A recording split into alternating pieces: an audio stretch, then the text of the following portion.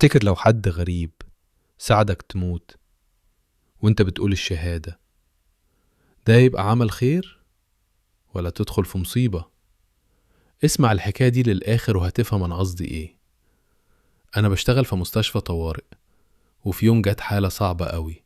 واحدة خبطتها عربية وكانت حالتها حرجة جدا، شبه بتطلع في الروح. دخلنا بيها على العمليات بسرعة من غير حتى ما نعرف هي مين أو معاها إثبات شخصية.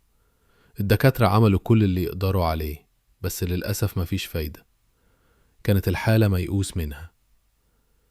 أنا شغالة بقالي فترة في المكان، وكنت حاسة إن الست دي خلاص مش هتعيش.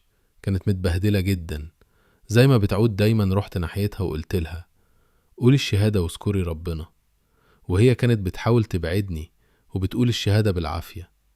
قلت في نفسي أكيد هتشكرني بعدين، يعني مش معقول حد يشوف اسم سيدنا محمد صلى الله عليه وسلم وما يعملش لايك ويصلي عليه في الكومنتات.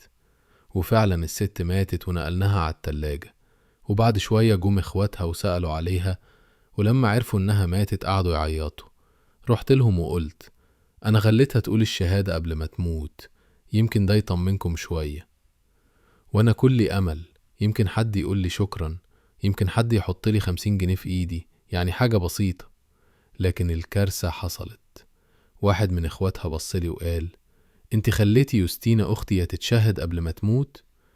طيب نشوف لنا شيخ نسأله، نصلي عليها في الكنيسة ولا في الجامع؟